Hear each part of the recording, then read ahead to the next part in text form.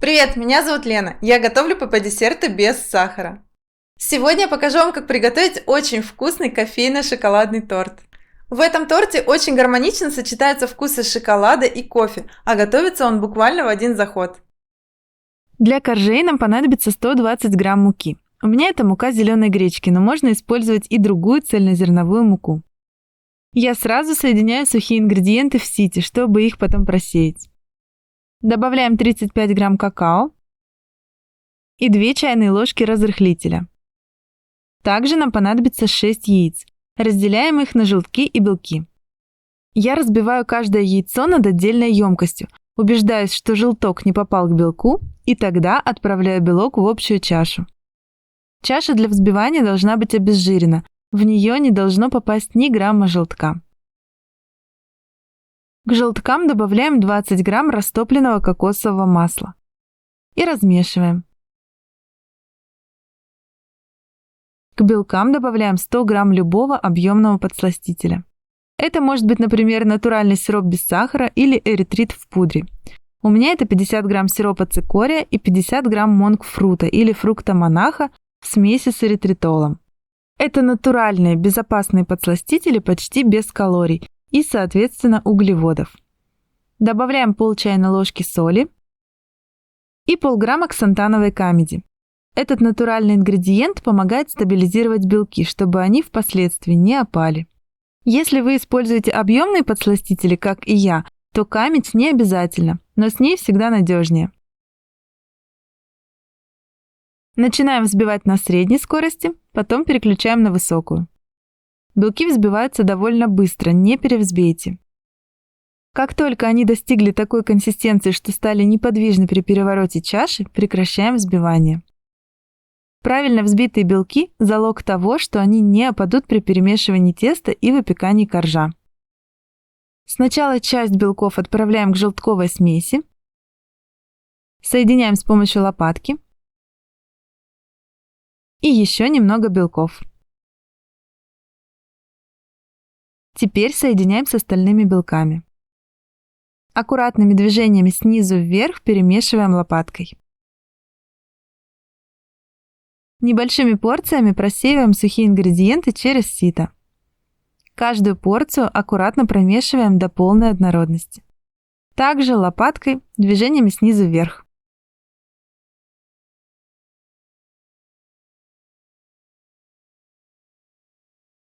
Вот такое мягкое воздушное тесто должно получиться. В качестве формы для выпечки у меня кольцо диаметром 16 см с дном из фольги. Внутрь выкладываю круг пекарской бумаги, слегка смочив его рукой. Выкладываем тесто. Корж получается довольно высокий. Отправляем в разогретую до 165 градусов Цельсия духовку на 50 минут. Пока корж печется, приготовим крем. Для крема, пропитки и глазури нам понадобится крепко сваренный кофе. Я беру 3 чайные ложки с горкой молотого кофе. Конечно, можно использовать и растворимый, в общем, любой ваш любимый кофе. Завариваем его в 200 мл воды. Можно сделать кофе более крепким, это на ваш вкус. Процеживаю кофе через сито. Сразу добавляю сюда подсластитель, можно добавить любой. Количество эквивалентно 150 грамм сахара. Тщательно перемешиваем и будем использовать далее. Для крема и глазури нам понадобится 100 грамм горького шоколада без сахара. Ставим его на водяную баню с горячей водой и растапливаем до жидкого состояния. Можно растопить любым привычным для вас способом, но помните, перегревать шоколад нельзя. Половина этого шоколада пойдет в крем, а вторая половина в глазурь. Отделяем 50 грамм для глазури, добавляем к нему 50 грамм подслащенного кофе и тщательно размешиваем до полного их объединения. Можно воспользоваться блендером, если объединение идет плохо. У меня кофе и шоколад еще теплые и объединяются легко. Глазурь готова. Для крема нам понадобится 600 грамм рикотты. Рикотта должна быть комнатной температуры, иначе шоколад застынет в ней комочками. Добавляем 20 грамм кофе и оставшиеся 50 грамм шоколада. Тщательно размешиваем блендером до полного объединения ингредиентов. Соскребаю со стенок и еще раз перемешиваю блендером, чтобы не осталось комочков. На этом этапе вы можете попробовать крем на сладость. Возможно, вам захочется его немного подсластить. Получается вот такой гладкий, мягкий шоколадно-кофейный крем. В холодильнике он загустеет за счет застывания шоколада. Перекладываю крем в кондитерский мешок. А тем временем корж испекся. Готовность можно проверить деревянной шпажкой, она должна выйти сухая. Когда корж остыл, снимаем фольгу, круг пекарской бумаги. Проходимся ножом по краю формы, чтобы вынуть корж.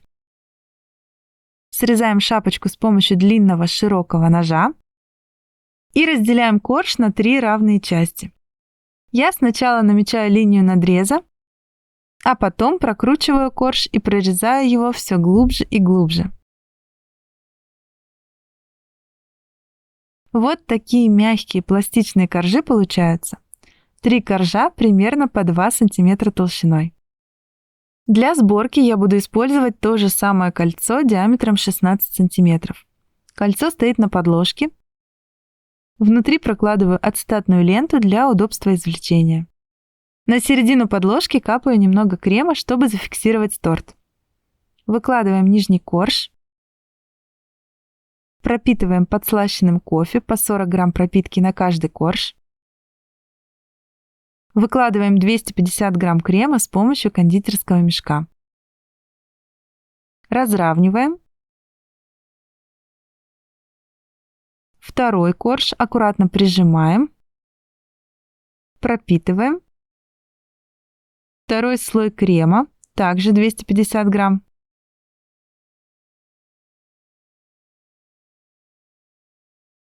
Третий корж. Также хорошо пропитываем.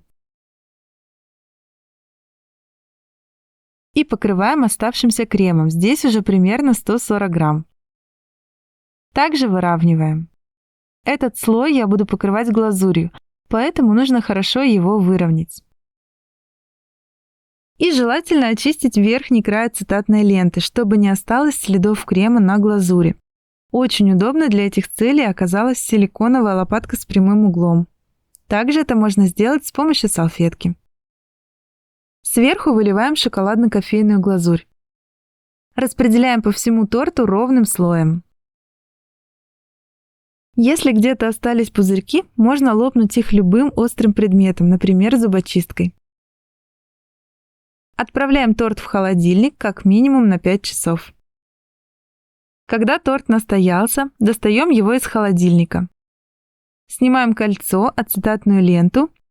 Кстати, снимать ацетатную ленту в таком торте лучше всего перед подачей. Так коржи сохранят свою сочность.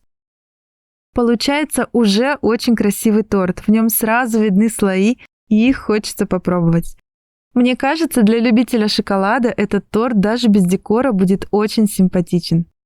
А я украшу торт ПП-конфетами «Птичье молоко», рецепт которых уже есть на моем канале.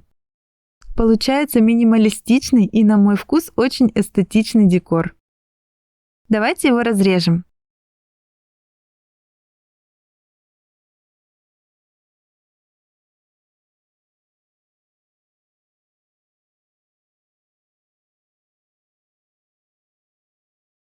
Разрез тут вполне предсказуемый, но от этого не менее аппетитный. Насыщенные шоколадные коржи с кофейной пропиткой, вкуснейший шоколадно-кофейный крем и супер-шоколадная глазурь с ароматом кофе. Вместе это очень вкусно.